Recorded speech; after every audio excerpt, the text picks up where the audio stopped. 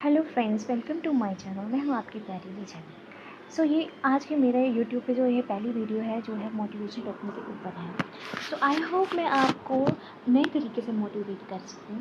मेरी इस वीडियो में आपको ज़्यादा से ज़्यादा पुरानी कथाएँ, रोमांचक कहानियाँ सुनने को मिलेंगी। मैं आपकी लाइफ में जो है इस मोटिवेट को एक नए तरीके से आपकी लाइफ को आपको नए तरीके से जो है प्रेरणा देना चाहूँगी।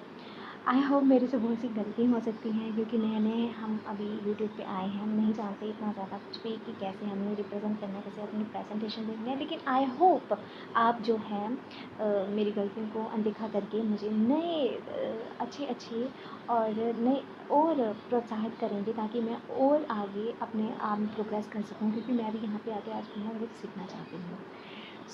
जो आज की जो मेरी मोटिवेशन टॉकिंग है उसका मेरा जो फर्स्ट टॉपिक है वो है डर का सत्य। जैसे कि आप जानते हो कि हम सब में किसी न किसी तरह का जो है फोबिया होता ही होता है, हर इंसान के अंदर होता है। सो इस डर को हम कैसे अपने से दूर करें, कैसे अपने अंदर से निकालें। तो ये जो कहानी है कुछ इसी इसी टॉपिक के ऊपर जो है निर्धारित है। आइए ज़्यादा ना बातें करते हुए आपको मैं अपनी कहानी की तरफ ले जाती हूँ, और मुझे पूरी उम्मीद है कि आप इस कहानी को आप ज़रूर एंजॉय करेंगे और आप इससे कुछ ना कुछ नया ज़रूर सीखेंगे। कहानी कुछ इस तरह है कि एक गांव में सोनाली नाम की लड़की रहा करती थी, जो दिल से आज़ाद, दुनिया से बेखबर और चुप चुप रहने वालों में से थी। सोनाली जो थी एक अच्छे परिवार में पली भली थी। उसके परिवार में माता पिता भाई सब थे। सोनाली बचपन से ही पढ़ाई लिखाई की शौकीन थी। उसे पढ़ना लिखना बहुत पसंद था। स्कूल कॉलेज में अक्सर सोनाली अव्वल नंबर पे पास हुआ करती थी। लेकिन पढ़ाई के साथ साथ उसे स्कूल कॉलेज में होने वाली प्रतियोगिताओं को देखना सुनना भी बहुत पसंद था। लेकिन सोनाली के अंदर खुद को दूसरों के सामने प्रस्तुत करने का डर न जाने कब और कैसे बैठ गया था। हालांकि परिवार में सभी जन बहुत ही हंसी मजाक मिलजुल कर रहने वाले और एक दूसरे की बातें कहने और सुनने में प्रस्तुत रहते थे। सोनाली अंदर ही अंदर दूसरे विद्यार्थियों को देखकर खुश हुआ करती थी कि किस तरह वे मंच पर बोलते हैं, कैसे कहानियाँ और किस्से सुनाते हैं। सोनाली भी अपने आप को इसी तरह मंच पर सबके सामने होकर अपने विचारों को कहना चाहती थी। किंतु लोग क्या कहेंगे, क्या बोलेंगे, उनको सुनना अच्छा लगेगा, मुझसे होगा, मैं कैसे कहूँगी, कैसे बोलूँगी। कहीं ना कहीं ये डर उसके मन में मानो अंदर ही अंदर बस गया था।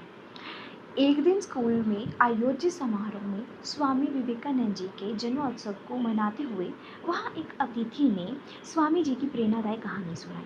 जैसा कि आप लोगों ने सुना भी होगा, बहुत ज़्यादा यूट्यूब पे देखा भी होगा कि स्वामी जी की एक बहुत ही प्रेरणादायक कहानी है जिसका नाम है डर का सामना। तो उसमें मैं आपको थोड़ी सी स्वामी जी की उस कहानी की तरफ लेके जाना चाहती हूँ।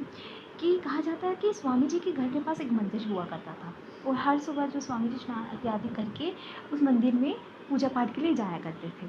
तो उस दिन जब वो मंदिर से पूजा पाठ करके घर वापस आ रही थी तो रास्ते में उनको कुछ बंदरों की झोली जो थी वो मिल गई थी, झोली जो थी वो मिल गई थी।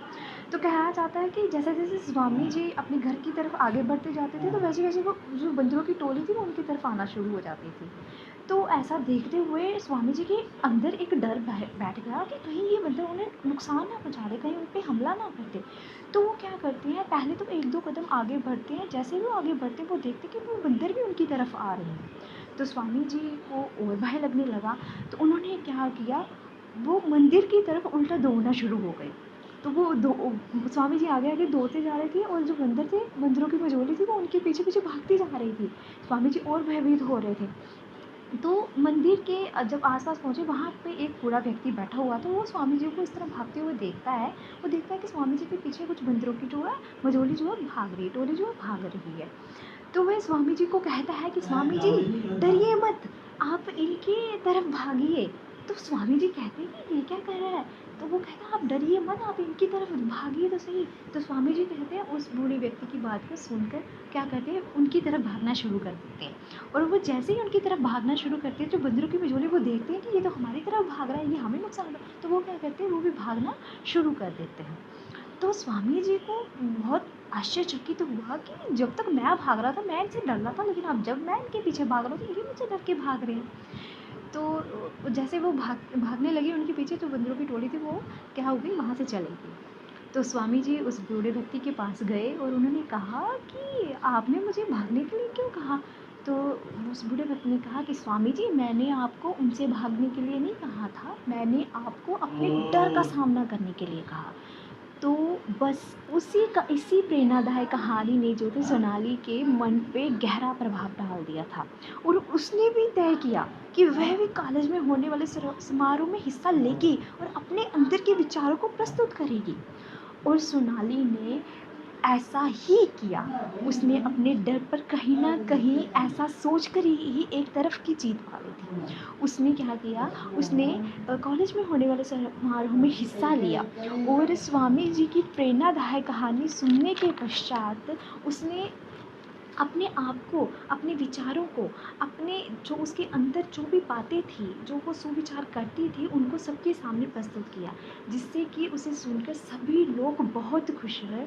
और उसने अपनी इन विचारों से, अपनी इस प्रस्तुति से जो था सबका हृदय जीत लिया और प्रथम इनाम पाया। देखा ना दोस्तों कि ये डर जो है कभी कभी हमारे अंदर की जो होता है ना, कि हमारा अंदर एक हुनर होता है, उसे छुपा लेता है।